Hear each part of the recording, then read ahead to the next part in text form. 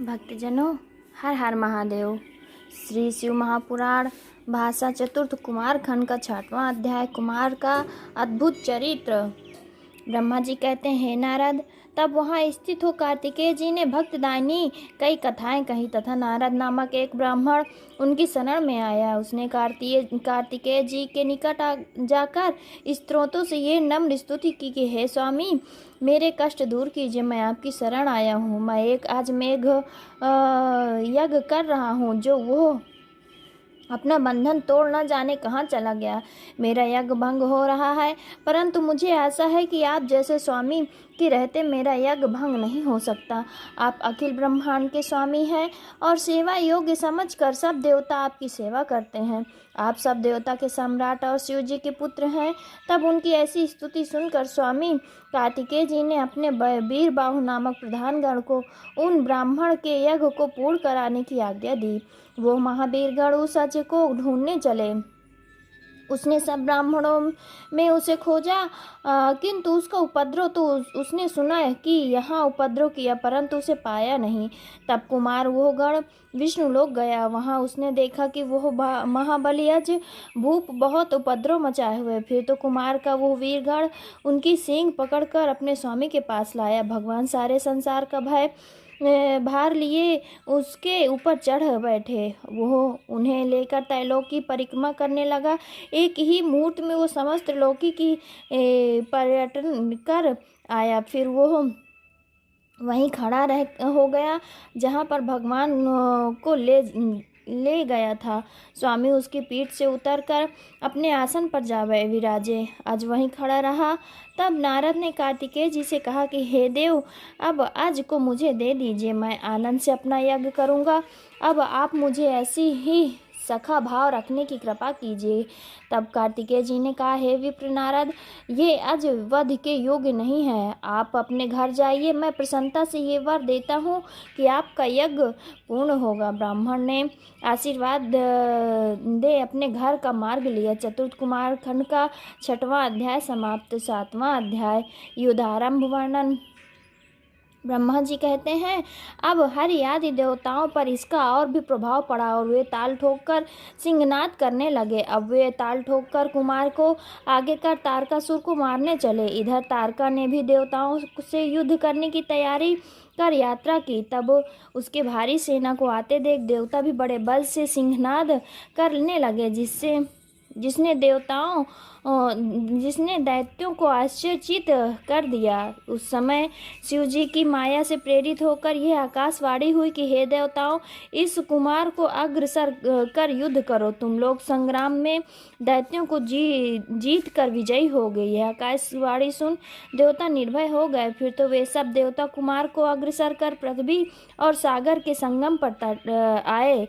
तब तक तारक भी दैत्यों की बड़ी सेना लेकर वहां पहुंचा। बादलों के समान रणदुदुम्भी तथा और भी तरकस बाजे बजाने लगे। पृथ्वी को कंपित करने वाला देवताओं और तारक के साथ दैत्यों का युद्ध आरंभ हुआ।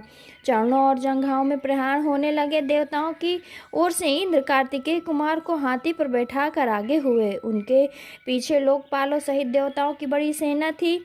तब तक कुमार इंद्र का हाथी छोड़कर एक दूसरे रत्न जटित यान पर जा चढ़े। प्रचेता ने उन पर एक कांतिमान छत्र रखा जिसमें चंद्रमा सी किरणें निकल रही थी और जो बड़ा ही प्रभाव वाला था। फिर तो देवता और दैत्य अपनी अपनी सेना को व्यूहबद्ध कर ऐसा घोर गर्जन करने लगे कि जिसे सुनकर कायर भागने और शूरवीर सुखी होने लगे। इस समय दोनों पक्ष ने भयानक युद्ध आरंभ किया। क्षण मात्र में पृथ्वी रुंद मुंडों से व्याप्त हो गई। सैकड़ों तथा हजारों वीर कटकर पृथ्वी पर गिरने लगे। कबंध नाचने लगे, रक्त की नदियां बहने लगी। सैकड़ों भूत प्रेत आ गए। गीदड़ और गीदड़ी अनेक प्रकार से मांस भक्षण करने लगी। इस प्रकार महाबली तारक ने एक बड़ी सेना लेकर देवताओं पर प्रचंड आक्रमण किया। युद्ध में उल्लासित इंद्र आदि देवता उसे रोकने लगे, परंतु वो न रुका। फलतः देवताओं ने अद्भुत पराक्रम कर दैत्यों का नाशकारी बड़ा घोर युद्ध किया। इतने में दितिपुत्र तारक अकेले इंद्र से युद्ध करने लगा, मानो यमराज और जम्ब युद्ध कर रहे हो। यह देख अन्य देवता भी सब दैत्यों से पृथक पृथक युद्ध करने लगे। नैऋत्यों सहित वरुण बल नामक दैत्य से, वायु सुवीर से और पवमान का कुबेर के साथ युद्ध होने लगा। इसी प्रकार ईशान से निशुंभ, शुंभ का शेष जी से और कुंभ नामक दैत्य चंद्रमा से युद्ध करने लगा। एक ने दूसरे के साथ स्पर्धा से युद्ध किया, एक दूसरे से दुर्जय हो गए। देवता और दैत्य एक दूसरे से विजयी करने लगे, महायुद्ध करने लगे। अनेकों असुर कट कर गिरने लगे। उनके नष्ट होने से वह युद्ध भूमि बड़ी भयानक और अगम्य हो गई। चतुर्थ कुमार खंड का 7वां अध्याय समाप्त। 8वां अध्याय देवताओं और दैत्यों का समान युद्ध। ब्रह्मा जी बोले, हे नारद, जब इस प्रकार देवताओं और दैत्यों ने विनाशकारी युद्ध आरंभ किया तो दैत्येंद्र तारक ने अपनी परम शक्ति उठाकर इंद्र पर चला दिया, जिसने इंद्र को घायल हो तत्काल ऐरावत से गिर पड़े और सुरेश्वर को बड़ी व्याकुलता आई। इसी प्रकार अपनी रणकुशलता से असुरों ने सभी लोकपालों को परास्त कर दिया और अन्य देवताओं को भी मार मार कर भगा दिया। असुर जयी हो सिंहनाद करने लगे, बड़ा कोलाहल मचा। यह देखकर वीरभद्र को बड़ा क्रोध आया। वो वीर गणों से वेष्टित हो तारक के निकट जा उसे भीषण मार मारने लगे। जयी दैत्य मिलकर उनसे भीषण युद्ध करने लगे। त्रिशूल, सृष्टिपाश, खड़ग और पट्टिस आदि आयुधों का प्रयोग हुआ। उसी समय वीरभद्र ने त्रिशूल मारकर तारक को अत्यंत घायल कर दिया। वो क्षण मात्र के लिए मूर्छित हो पृथ्वी पर गिर गया। जब वो चेतना आई तब वीरभद्र अपनी शक्ति का प्रहार करने लगे। तारक बड़ा प्रबल और सम्मत था।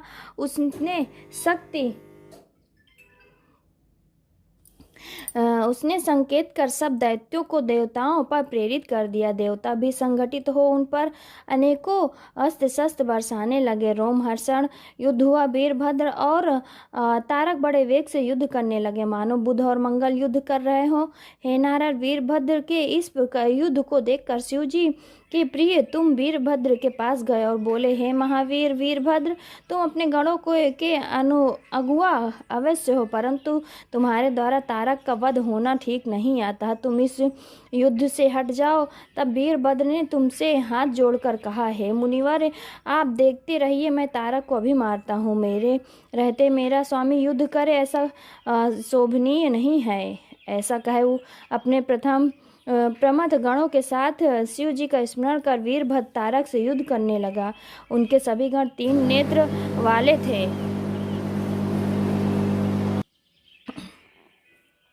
वो स्वयं वृषभ पर चढ़कर युद्ध कर रहे थे। बलि दैत्य देवताओं के साथ विकट संग्राम करने लगे। कुछ ही देर में वीरभद्र के प्रबल गणों ने भीषण मार कर असुरों को परास्त कर दिया। युद्ध स्थल छोड़कर भाग चले। तब अपनी सेना को भागते देख तारक क्रुद्ध हो देवताओं को मारने लगे। वो 10,000 भुजाएं धारण कर सिंह पर चढ़ वेग से अपने सिंह द्वारा देवताओं को रणस्थल में गिराने लगा। तब उसके इस पराक्रम को देख गणों के अग्रणी वीरभद्र ने उसे मारने के लिए बड़ा क्रोध किया। शिव जी के चरण कमलों का स्मरण कर वो अपनी त्रिशिख नामक अस्त्र उठा लिया, परंतु महाकौतुकी तारक ने भीषण संग्राम कर उसी क्षण वीरभद्र को मारकर युद्ध भूमि से भगा दिया। फिर उस महादैत्य ने देवताओं पर अपने बाणों की छड़ी लगा दी। देवता युद्ध की भूमि से छोड़ भागने लगे। अब उन्हें भागते देख स्वयं विष्णु जी अपने आयुधों सहित उससे युद्ध के लिए आगे बढ़े। विष्णु जी और तारक का महायुद्ध हुआ। उस रोमहर्षण युद्ध को सभी बड़े ध्यान से देखने लगे। हरि ने बड़े वेग से दैत्यों पर अपनी गदा का प्रहार किया, परंतु उसी क्षण उस दैत्य के त्रिशिख बाण मारकर उसके 2 टुकड़े कर दिए। तब भगवान ने क्रुद्ध होकर अपने शरणंग धनुष उठा उस पर बाण चढ़ा कर असुर नायक पर प्रहार किया। असुर उनके बाणों को काटने लगा। फिर शक्ति उठाकर विष्णु जी को मारा तो वो मूर्छित तो पृथ्वी पर गिर पड़े, परंतु क्षण मात्र में उठकर उन्होंने अपना सुदर्शन चक्र चलाया। चक्र से ताड़ित असुर पृथ्वी पर गिर पड़ा।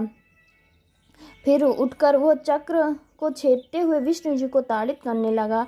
विष्णु जी उस पर पुनः गदा का प्रहार करने लगे। कुमार चतुर्थ खंड का 8वां अध्याय समाप्त। भक्तजनों, हर हर महादेव, हर हर महादेव।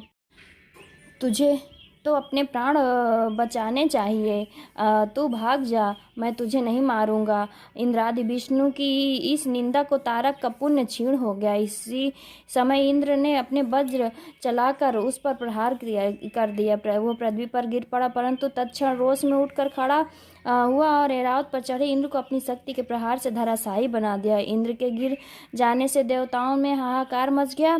तारक ने उस गिरे हुए इंद्र को अपने पैर से प्रताड़ित किया, इससे भी उसका धर्म क्षीण हुआ। यह देख विष्णु जी ने उस पर अपना चक्र चला दिया। विष्णु के चक्र से उसे ताड़ित कर धराशायी बना दिया, परंतु वो शीघ्र ही उठ पड़ा और अपनी प्रचंड शक्ति से विष्णु जी को मारा तो वो भी तत्काल मूर्छित हो पृथ्वी पर गिर पड़े और देवताओं में हाहाकार मच गया। विष्णु जी जब तक उठे कि वीरभद्र ने अपना चंडशूल लेकर उस महाप्रतापी दैत्य पर आक्रमण कर दिया। उसके लगने से तारकासुर भूमि पर गिर पड़ा, किंतु तत्क्षण उठकर उसने अपनी शक्ति चला वीरभद्र को धराशायी बना दिया। क्षण भर के लिए वीरभद्र को मूर्छा आ गई। देवता हाहाकार करने लगे। तारकासुर महाकाल के समान चमकने लगा। इतने में वीरभद्र उठ कर फिर उसे मारने चला। तब तक कुमार ने आगे बढ़कर उसे मना कर दिया। चतुर्थ कुमार का 9वां अध्याय समाप्त। भक्तजनों, हर हर महादेव, हर हर महादेव।